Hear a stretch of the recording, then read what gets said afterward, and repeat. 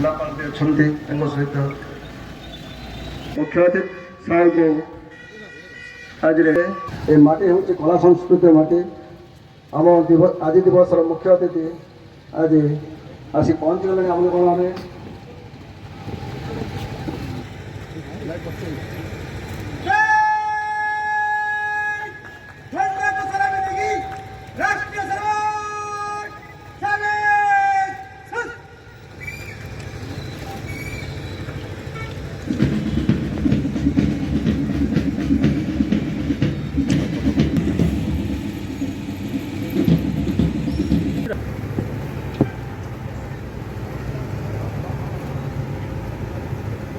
श्रीमान 76तम साधारणतंत्र दिवस परेड पर एक परेड कमांडर, एक सेकेंडरी कमांड, 49 प्लाटून कमांडरों अपने अपने प्लाटून के साथ आपके निरीक्षण के लिए हाजिर है। श्रीमान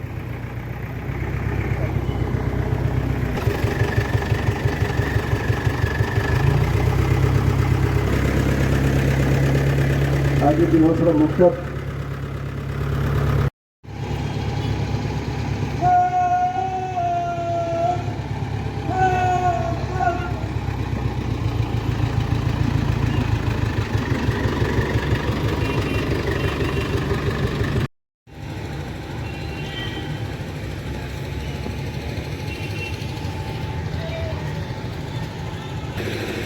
पवित्र 76तम साधारणतंत्र दिवस पालन अवसर में नयागढ़ जिलार प्रिय भाई और भौणी मानक मोर हार्दिक शुभेच्छा और अभिनंदन। आज जिला स्तरीय 76तम साधारणतंत्र दिवस समारोह रे उपस्थित अछंती जिलार जिलापाल महोदय, जिलार एसपी महोदय, अन्यान्य वरिण्य अतिथिवृंद एवं उपस्थित समस्त नयागढ़वासी जनवरी 26 तारीख पवित्र साधारणतंत्र दिवस प्रत्येक भारतीय एक स्मरणीय दिवस। आम देश और जाति गर्व और गौरवर दिवस, स्मृति संकल्प और आत्मसमीक्षार दिवस। गणतंत्र मूल्यबोधर अनेक स्मृति को बहन करिथिबा एही जनवरी 26 तारीख भारतीय इतिहास रे साधारणतंत्र दिवस स्वाक्षर बहन करी वीर संग्रामी मानकु सम्मानित करिछि और उत्तर पीढ़ी को जातीयतार महामंत्र रे बांधी रखिछि। 1950 मसीहा जनवरी 26 तारीख ब्रिटिश संवैधानिक व्यवस्थार अप्रसारण होई भारत एक सार्वभौम गणतांत्रिक राष्ट्र रे परिणत हेबा सह एक लिखित संविधान को कार्यकारी करिथिला। आम उपरु विदेशी प्रशासनिक व्यवस्थार कर्तृत्व को हटाई आमे निजर शासन व्यवस्था प्रतिष्ठा करिबारे समर्थ होइथिलु। भारतर संविधान पृथ्वीर सर्वबृहत लिखित संविधान। कोटि कोटि भारतीय आशा आकांक्षा अभिप्सा और स्वप्न एथिरे प्रतिफलित होइछि। भारतीय चिंतन दर्शन परंपरा ऐतिह्य और परिवेश आधार रे प्रणीत होइछि आम संविधान। जातीयतार स्तंभ उपरे भारतीय संविधान रो सौध निर्माण करा जाइछि। राजनैतिक स्वाधीनता, सामाजिक न्याय, गणतांत्रिक मूल्यबोध, धर्मनिरपेक्षता, वैषम्य मुक्त समाज प्रतिष्ठा और मानवाधिकार प्रति सम्मान प्रदर्शन होउछि आम संविधान मूल मंत्र। आजिर एही पवित्र दिवस रे संविधान सभार अध्यक्ष doctor Bhimrao Ambedkar, doctor Rajendra Prasad, N Gopal Swami, के एम मुंशी, मौलाना अबुल कलाम आजाद, डॉक्टर हरेकृष्ण महताब, विश्वनाथ दास, मालती चौधरी आदि संविधान प्रणयन सभार सदस्य और सदस्य मानकु मु विनम्र प्रणाम जनाउछि। प्रिय बंधुगण, आमको स्वाधीनता एवं सार्वभौम गणतांत्रिक राष्ट्रर मर्यादा सहजरे मिली नाही। एथिपाई अनेक संग्रामी को बलिदान देबाकू पड़िछि, अनेक रक्त झरिछि एही माटी रे।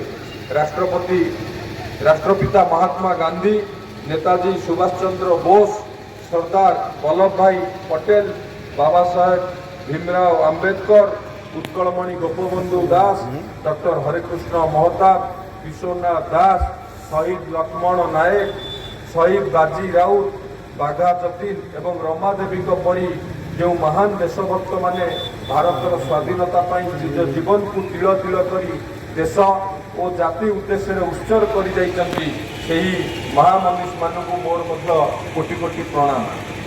ସାଧାରଣତନ୍ତ୍ର ଦିବସ ଉତ୍ସବ ପାଳନ ଅବସରରେ ନିଜକୁ ଏକ ସାର୍ବଭୌମ ଗଣତାନ୍ତ୍ରିକ ରାଷ୍ଟ୍ରର ନାଗରିକ ଭାବରେ ଆମେ ଯେତେବେଳେ ଗର୍ବ ଅନୁଭବ କରୁ, ସେତେବେଳେ ମନେ ପଡ଼େ ଜାତୀୟ ସଂଗ୍ରାମର ମୁକ୍ତିଯୋଦ୍ଧାମାନଙ୍କ ତ୍ୟାଗ ଓ ବଳିଦାନର କାହାଣୀ। ଆଜି ମଧ୍ୟ ନୟାଗଡ଼ ଜିଲ୍ଲାର ସଂଗ୍ରାମୀମାନଙ୍କ ଅସୀମ ତ୍ୟାଗ, ଅଦମ୍ୟ ସାହସ, ସାଲିସବିହୀନ ସଂଗ୍ରାମ ଏବଂ ବଳିଦାନ ଓଡ଼ିଶାବାସୀଙ୍କ ଭିତରେ ଶିହରଣ ସୃଷ୍ଟି କରେ।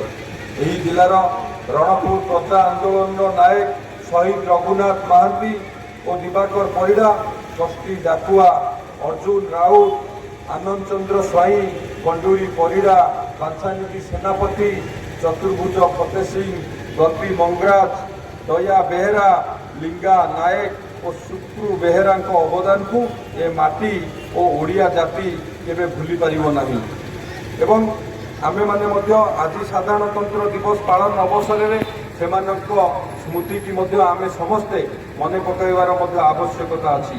କବି ସମ୍ରାଟ ଉପେନ୍ଦ୍ର ଭଞ୍ଜଙ୍କର ସାଧନର ଭୂମି ଏହି ନୟାଗଡ଼ ମାଟି ଅନେକ ବରପୁତ୍ରଙ୍କୁ ଜନ୍ମ ଦେଇଛି। ପଞ୍ଚସଖା ସାହିତ୍ୟ ଆନ୍ଦୋଳନର କବି ଭକ୍ତଚରଣ, ସଦାନନ୍ଦ କବି ସୂର୍ଯ୍ୟ ବ୍ରହ୍ମା, ପଠାଣି ସାମନ୍ତ, କବି ଯଦୁମଣି ମହାପାତ୍ର, ବୀରା ରମଣୀ ରାଣୀ ପ୍ରଭାବତୀ, ରାଜମାତା ବସନ୍ତ ମଞ୍ଜରୀ ଦେବୀ, ବିନାୟକ ସିଂ ମାନ୍ଧାତା, ଗୋବିନ୍ଦ ଚନ୍ଦ୍ର ସୁରୋଦୟ, ଗାଳ୍ପିକ ଡକ୍ଟର ହରିହର ମିଶ୍ର, ନାଟ୍ୟକାର ରାମଚନ୍ଦ୍ର ମିଶ୍ର, ନୀଳକଣ୍ଠ ମିଶ୍ର, ପୁରୀପଣ୍ଡା ଆପଲ ସ୍ୱାମୀ, ବିଦ୍ୟାନବ ବିନାୟକ ମିଶ୍ର, ପାଠାଗାର ଆନ୍ଦୋଳନର ପୁରୋଧା ଦାଶରଥୀ ପଟ୍ଟନାୟକ, ଔପନ୍ୟାସିକା ଅମୂଲ୍ୟ କୁମାରୀ, ଜନପ୍ରିୟ ନେତା ଭାଗବତ ବେହେରା, ନିମାଇ ପଟ୍ଟନାୟକ ପ୍ରମୁଖ ନିଜର ଅଧ୍ୟାବସାୟ ସାଧନା ଓ ସିଦ୍ଧି ବଳରେ କଳା, ସାହିତ୍ୟ, ସଂସ୍କୃତି, ସଂଗଠନ, ସମାଜସେବୀ, କ୍ରୀଡ଼ା, ରାଜନୀତି ଇତ୍ୟାଦି କ୍ଷେତ୍ରରେ ଭୂମିକା ପ୍ରତିପାଦନ କରି ଆମମାନଙ୍କ ନିକଟରେ ସ୍ମରଣୀୟ ହୋଇ ରହିଛନ୍ତି। ନବଦୁର୍ଗ ବା ନୂଆଗଡ଼ ଭାବରେ ପ୍ରସିଦ୍ଧ ଏହି ନୟାଗଡ଼ ଜିଲ୍ଲା ଶାକ୍ତ, ଶୈବ, ବୈଷ୍ଣବ ଓ ଅନେକ ଧର୍ମାବଲମ୍ବୀମାନଙ୍କୁ ଲାଳନ ପାଳନ କରିଛି। ସଂସ୍କୃତି ଓ ପର୍ଯ୍ୟଟନ କ୍ଷେତ୍ରରେ ନୟାଗଡ଼ ଜିଲ୍ଲାର ସ୍ୱତନ୍ତ୍ର ପରିଚିତି ହୋଇଛି। ପାଲା, ଦଣ୍ଡନାଚ, ରାସଲୀଳା, କାଳିୟ ଦଳନ, କଳସୀ ନାଚ, ପାଇକ ନାଚ, ଯାଞ୍ଜୁଘଣ୍ଟ ଓ ବାଉଁଶ ରାଣୀ ଇତ୍ୟାଦି ଲୋକକଳାକୁ ସ୍ୱତନ୍ତ୍ର ପରିଚୟ ଦେଇଥିବା ଏହି ଜିଲ୍ଲା ବରମୁଳ, ଗଣିଆ, ଓଡ଼ଗାଁ ରଘୁନାଥ ମନ୍ଦିର, କଣ୍ଟିଲ ନୀଳମାଧବ ପୀଠ, ପୁତୁଳି ପ୍ରାକୃତିକ ପରିବେଶ, କୁଆଁରିଆ ଡ୍ୟାମ୍, ବଲାଙ୍ଗୀ ବନ୍ଧ, ମଣିନାଗ ପୀଠ, ଶରଣକୂଳ ଲଡ଼ୁବାବା ମନ୍ଦିର, ନୂଆଗାଁ ସ୍ଥିତ ଦାସିଆ ଅଜାଙ୍କ ସାଧନାସ୍ଥଳ, ତରାବୁନର କୃଷ୍ଣ ପ୍ରସବଣ, ଖଣ୍ଡପଡ଼ାର ଗୋକୁଳାନନ୍ଦ ପୀଠ, ଗୁପ୍ତେଶ୍ୱର ମହାଦେବଙ୍କ ପୀଠ ଇତ୍ୟାଦି ପର୍ଯ୍ୟଟନସ୍ଥଳୀ ଗୁଡ଼ିକର ପ୍ରାକୃତିକ ସୌନ୍ଦର୍ଯ୍ୟ ପାଇଁ ମଧ୍ୟ ପରିଚିତ। ମାନ୍ୟବର ପ୍ରଧାନମନ୍ତ୍ରୀ ନରେନ୍ଦ୍ର ମୋଦିଜୀଙ୍କର ମନ୍ତ୍ର ସବକା ସାଥ, ସବକା ବିକାଶ, ସବକା ବିଶ୍ୱାସ ଓ ସବକା ପ୍ରୟାସକୁ ପାଥେୟ କରି ମାନ୍ୟବର ମୁଖ୍ୟମନ୍ତ୍ରୀ ଶ୍ରୀ ମୋହନ ଚରଣ ମାଝୀଙ୍କ ନେତୃତ୍ୱରେ ଆମ ସରକାର ସବୁ ବର୍ଗର ଲୋକଙ୍କ ଉନ୍ନତି ନିମନ୍ତେ ବିଭିନ୍ନ ଜନ କଲ୍ୟାଣକାରୀ ଯୋଜନା ପ୍ରସ୍ତୁତ କରି ଏବଂ ତାକୁ ପ୍ରଣୟନ କରି ନିରନ୍ତର କାର୍ଯ୍ୟ ଜାରି ରଖିଛନ୍ତି। ରାଜ୍ୟରେ ଶିକ୍ଷା, ସ୍ୱାସ୍ଥ୍ୟ, କୃଷି, ଗମନାଗମନ, ଶିଳ୍ପ ଓ ଅନୁସୂଚିତ ଜାତି, ଅନୁସୂଚିତ ଜନଜାତି, ଯୁବ ମହିଳା ସଶକ୍ତିକରଣ ଆଦି ସମସ୍ତ କ୍ଷେତ୍ରରେ ପ୍ରଗତିର ନୂତନ ଧାରା ପ୍ରବାହିତ ପାଇଁ ଅନେକ ପଦକ୍ଷେପ ନିଆଯାଉଛି। 2036 ବେଳକୁ ଆମ ରାଜ୍ୟ ଯେତେବେଳେ ଭାଷା ଭିତ୍ତିକ ଶତବାର୍ଷିକ ପାଳନ କରୁଥିବ, ସେତେବେଳେ ରାଜ୍ୟକୁ ଏକ ସମୃଦ୍ଧ ରାଜ୍ୟ ଭାବେ ପରିଗଣିତ କରିବା ଏବଂ ଆମ ଦେଶ ଯେତେବେଳେ ସ୍ୱାଧୀନତାର ଶତବାର୍ଷିକ ପାଳନ କରୁଥିବ, ମାନ୍ୟବର ପ୍ରଧାନମନ୍ତ୍ରୀଙ୍କ ନେତୃତ୍ୱରେ ରାଜ୍ୟକୁ, ଦେଶକୁ ଏକ ବିକଶିତ ଭାରତ ଭାବେ ଗଢ଼ି ତୋଳିବା ପାଇଁ ମାନ୍ୟବର ପ୍ରଧାନମନ୍ତ୍ରୀ ଯେଉଁ ସ୍ୱପ୍ନ ଦେଖିଛନ୍ତି ଏବଂ ସେଥିରେ ଓଡ଼ିଶାକୁ ଏକ ବିକଶିତ ଓଡ଼ିଶା ଭାବରେ ବାସ୍ତବତା ଦେବା ପାଇଁ ମାନ୍ୟବର ମୁଖ୍ୟମନ୍ତ୍ରୀ ମଧ୍ୟ ଲକ୍ଷ୍ୟ ରଖିଛନ୍ତି ଏବଂ ବିକଶିତ ଓଡ଼ିଶା ଗଠନର ସଂକଳ୍ପ ନେଇ ବିଭିନ୍ନ ପ୍ରକାର ଯୋଜନା ପ୍ରସ୍ତୁତ କରୁଛନ୍ତି ଏବଂ ବିଭିନ୍ନ ପ୍ରକାର ବିକାଶମୂଳକ କାର୍ଯ୍ୟକୁ ମଧ୍ୟ ଆମେ ଆଗେଇ ନେଇଛୁ। ମହାପ୍ରଭୁ ଶ୍ରୀ ଜଗନ୍ନାଥ ଏବଂ ଶ୍ରୀମନ୍ଦିର ଓଡ଼ିଆ ଲୋକଙ୍କର ଓଡ଼ିଆ ଜାତିର ଭାବାବେଗ ସହିତ ଜଡ଼ିତ। ତେଣୁ ସରକାର ଗଠନର ପ୍ରଥମ ପଦକ୍ଷେପ ସ୍ୱରୂପ ଆମେ ଭକ୍ତଙ୍କ ପାଇଁ ଶ୍ରୀମନ୍ଦିରର ଚାରିଦ୍ୱାର ଖୋଲିବା, ଶ୍ରୀମନ୍ଦିର କର୍ପସ ପାଣ୍ଠି ପାଇଁ 500 କୋଟି ଟଙ୍କାର ବ୍ୟବସ୍ଥା କରିବା ଏବଂ ବହୁ ପ୍ରତୀକ୍ଷିତ ରତ୍ନ ଭଣ୍ଡାର ମଧ୍ୟ ସରକାର ଆମର ଆସିଲା ପରେ ରତ୍ନ ଭଣ୍ଡାର ମଧ୍ୟ ଖୋଲାଗଲା। ଓଡ଼ିଆ ଅସ୍ମିତାର ସୁରକ୍ଷା ପାଇଁ 200 କୋଟି ଟଙ୍କାର କର୍ପସ ପାଣ୍ଠି ଗଠନ କରିଲୁ। ମହିଳା ସଶକ୍ତିକରଣ ଏବଂ ସେମାନଙ୍କୁ ଆର୍ଥିକ ସ୍ୱାଧୀନତା ନିମନ୍ତେ ରାଜ୍ୟ ସରକାର ସୁଭଦ୍ରା ଯୋଜନାକୁ କାର୍ଯ୍ୟକାରୀ କରିବା ସହ ଏଥିପାଇଁ 55,000 କୋଟି ଟଙ୍କାର ବ୍ୟୟବରାଦ ମଧ୍ୟ କଲେ। ବୃହତ୍ ପାଣ୍ଠି ବ୍ୟବସ୍ଥା ମଧ୍ୟ ଏଥିପାଇଁ କରାଇଲେ। 2024 ଜୁଲାଇ 1 ତାରିଖରେ ମୁଖ୍ୟମନ୍ତ୍ରୀ ଜନଶୁଣାଣି ଅଭିଯୋଗ ଆରମ୍ଭ କରିଛନ୍ତି। ମାନ୍ୟବର ମୁଖ୍ୟମନ୍ତ୍ରୀ ସିଧାସଳଖ ଭାବରେ ଲୋକମାନଙ୍କ ସହିତ ମିଶୁଛନ୍ତି, ଲୋକମାନଙ୍କର ସମସ୍ୟା ଶୁଣୁଛନ୍ତି ଏବଂ ତାକୁ ସମାଧାନ କରିବା ଦିଗରେ ମଧ୍ୟ ଦ୍ରୁତ ଗତିରେ ମଧ୍ୟ ସରକାର ମଧ୍ୟ କାମ କରୁଅଛି। ଶିକ୍ଷା ବ୍ୟବସ୍ଥାରେ ଜାତୀୟ ଶିକ୍ଷାନୀତିକୁ ପ୍ରଣୟନ କରି ଶିକ୍ଷା କ୍ଷେତ୍ରରେ ବୈପ୍ଳବିକ ପରିବର୍ତ୍ତନ ଆଣିବା ଦିଗରେ ସରକାର କାମ କରୁଅଛି। ଏହି କ୍ରମରେ ଗୁଣାତ୍ମକ ଶିକ୍ଷାକୁ ପ୍ରାଧାନ୍ୟ ଦେଇ ରାଜ୍ୟର ସମସ୍ତ 6,794 ଗ୍ରାମ ପଞ୍ଚାୟତରେ ଗୋଦାବରୀଶ ମିଶ୍ର ଆଦର୍ଶ ପ୍ରାଥମିକ ବିଦ୍ୟାଳୟ ପ୍ରତିଷ୍ଠା ପାଇଁ ରାଜ୍ୟ କ୍ୟାବିନେଟ୍ ମଧ୍ୟ ଅନୁମୋଦନ ଦେଇଛି। ଆମେ ମିଳିମିଶି ଓଡ଼ିଶାକୁ ଭାରତର ଏକ ଶ୍ରେଷ୍ଠ ରାଜ୍ୟ ଭାବରେ ଆମେ ପରିଗଣିତ କରିବା ବା ଗଢ଼ି ତୋଳିବା। ପୁଣି ଥରେ ନୟାଗଡ଼ ଜିଲ୍ଲାର ଭାଇ ଓ ଭଉଣୀମାନଙ୍କୁ ସମସ୍ତଙ୍କୁ ଶୁଭେଚ୍ଛା ଜଣାଉଛି ଏବଂ ମାନ୍ୟବର ମୁଖ୍ୟମନ୍ତ୍ରୀ ଯେଉଁ ସ୍ୱପ୍ନ ଦେଖିଛନ୍ତି 2037 ସୁଦ୍ଧା ଏକ ସମୃଦ୍ଧ ଓଡ଼ିଶା ଗଠନ କରିବା ପାଇଁ ଏବଂ ମାନ୍ୟବର ପ୍ରଧାନମନ୍ତ୍ରୀଙ୍କର ଯେଉଁ ଭିଜନ ଅଛି 2047 ସୁଦ୍ଧା ବିକଶିତ ଭାରତ ଗଠନ କରିବା ପାଇଁ, ସେଥିରେ ବିକଶିତ ଓଡ଼ିଶାର ବାସ୍ତବତା ରୂପ ଦେବା ପାଇଁ ଆପଣମାନଙ୍କର ସମସ୍ତଙ୍କର ସମର୍ଥନ ଲୋଡ଼ି ମୁଁ ମୋ ବାଣୀକୁ ବିରାମ ଦେଉଛି। ବନ୍ଦେ ମାତରମ୍, ଭାରତ ମାତା କି ଜୟ, ଜୟ ହିନ୍ଦ। ପାଠ ପଢ଼ିବା, ଦେଶର ବାଲ୍ୟ ବିବାହ ଭଳି କୁଶ୍ଚିତ ପ୍ରଥା ବିଲୋପ ହେବ, ତାକୁ ରକ୍ଷା କରି ଆଗେଇ ଚାଲିଛି। ତାପରେ କୃଷି ବିଜ୍ଞାନ କେନ୍ଦ୍ର ପାଣି ପାଇଲା, କୃଷି ବିଜ୍ଞାନ କେନ୍ଦ୍ର ପାଣି ପାଇଲା ଯେଉଁମାନେ ବିଭିନ୍ନ ଶିକ୍ଷା। ତାପରେ ଆସୁଛନ୍ତି ଆଗେ ଆସୁଛନ୍ତି ବନଖଣ୍ଡ, ନୟାଗଡ଼ ବନଖଣ୍ଡ ବିଭାଗର ଆମେ କେମିତି ପରିବେଶକୁ ବଞ୍ଚାଇବା, ଗଛ ଲଗାଇବା, ତାରି ଉପରେ ଆଜିର ଏ ପ୍ରଜ୍ଞାପନ ମେଳାଟି।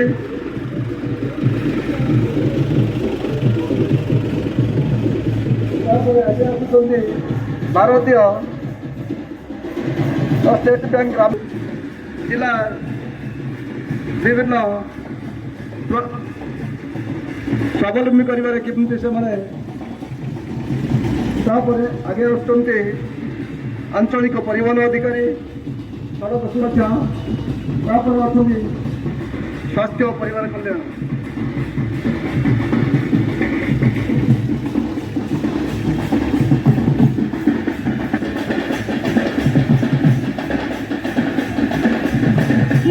ମହାନଦୀ ବନ୍ୟପ୍ରାଣୀ ବନଖଣ୍ଡ ସୁନ୍ଦର ପରିବେଶରେ ସେ ଆଗେଇ ନେଉଛନ୍ତି। ପ୍ରଜ୍ଞାପନ ମେଢ଼ ସହିତ ତଳେ ତଳେ ଆଦିବାସୀ ଆଗେଇ ଚାଲିଛନ୍ତି।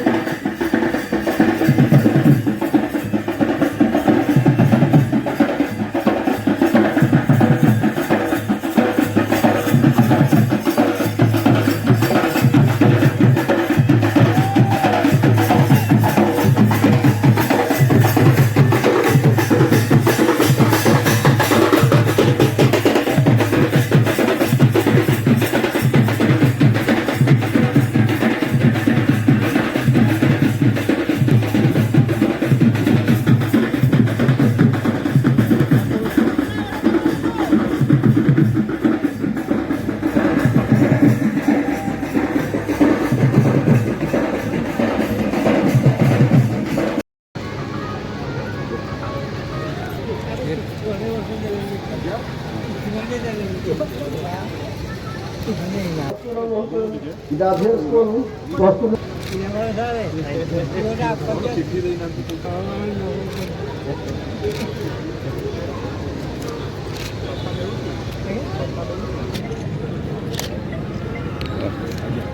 ସଜବତୀ ହରିରାମ ସାଙ୍ଗକୁ ମନବଦ ଚଉଦିଶା ଦରବାରରେ ପ୍ରତିଷ୍ଠିତ ଯେଉଁ ମାଟିର ପୁଅ ତୁଣ୍ଡରେ ମହାପ୍ରସାଦ ଦେଇ ଭାତ ଖାଇବା ଶିଖେ